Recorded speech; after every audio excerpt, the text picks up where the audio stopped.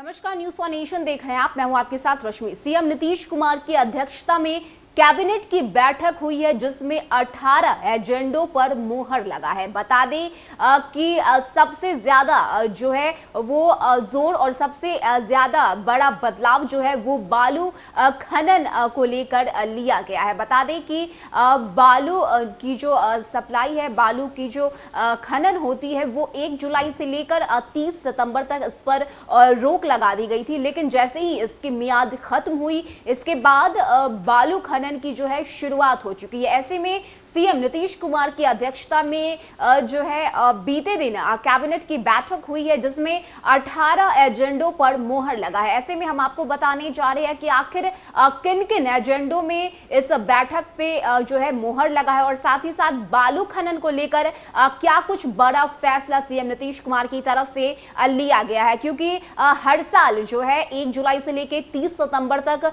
बालू खनन पर रोक लग जाता है। ऐसे में लोगों को जो है काफी जो है दिक्कत भी झेलनी पड़ती है, बालू की कमी पाई जाती है। और ऐसे में अब जैसे ही इसकी मियाद खत्म हुई वैसे ही बालू खनन की जो वो रोक थी वो हटा दी गई और इसकी शुरुआत भी हो चुकी है। यानी कि इसी सब को लेकर कैबिनेट की बैठक में बड़ा फैसला लिया गया और मेन एजेंडा जो था वो बालू खनन ही था। ऐसे में 18 जो है एजेंडों पर मुहर लगे हैं। कौन कौन से हैं वो एजेंडे, क्या कुछ फैसला सीएम नीतीश कुमार की बैठक में लिया गया है, इस खबर से जुड़ी सारी जानकारी आपको देते हैं।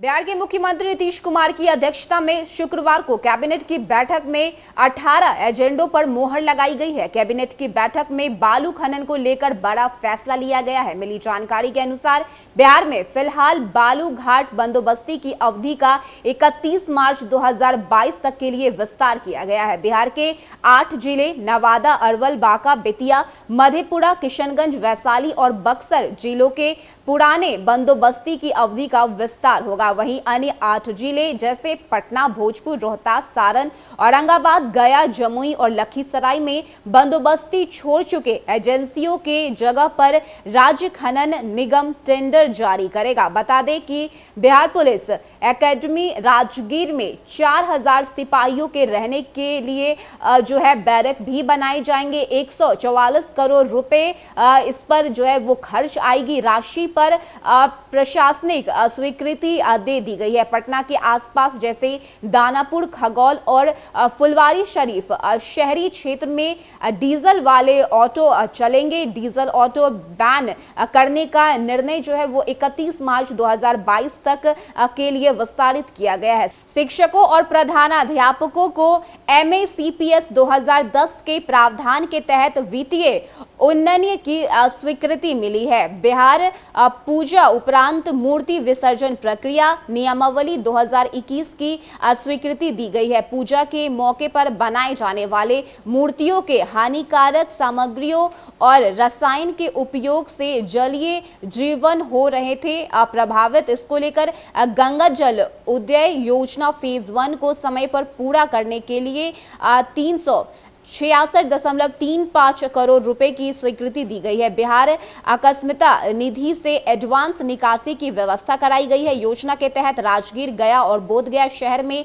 गंगा जल पहुंचाया जा रहा है। OBC और EBC कल्याण विभाग में 446 पदों का सृजन किया गया है। यानी कि ये जो 18 एजेंडे हैं उन पर मोहर लगाई गई है। तो बता दें कि सबसे बड़ा बदलाव जो है वो बालू को लेकर किया गया, यानी कि बालू जो है बालू घाट बंदोबस्ती की अवधि जो है उसे बढ़ाकर 31 मार्च 2022 कर दिया गया है।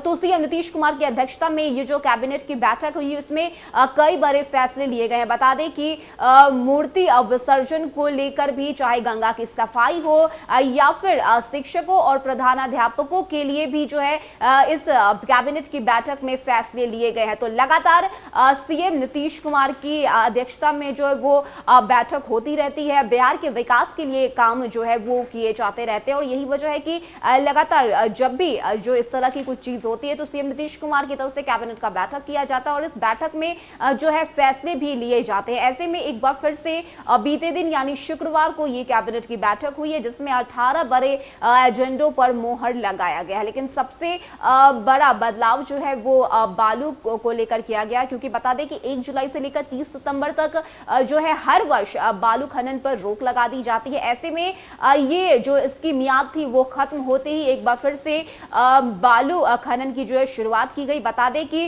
अब भी सिर्फ 8 ऐसे बिहार के जिले हैं जहां पर इसकी शुरुआत हुई है। अभी भी 6 जिलों में जो है वो बालू खनन की शुरुआत नहीं की गई है। यानी कि जो कहीं ना कहीं जो दिक्कत है लोगों को वो अब भी बरकरार ही रहेगी, क्योंकि सिर्फ 8 जिलों में ही इसकी शुरुआत हुई है। तो लगातार इस तरह से जो फैसले है वो सीएम नीतीश कुमार की तरफ से लिए जाते हैं। ऐसे में एक बार फिर से ये कैबिनेट की बैठक हुई जिसमें 18 बड़े एजेंडों पर मोहर लगाए गए हैं। फिलहाल इतना ही। ज्यादा अपडेट के लिए आप बने रहिए न्यूज़ फॉर नेशन के साथ। नमस्कार।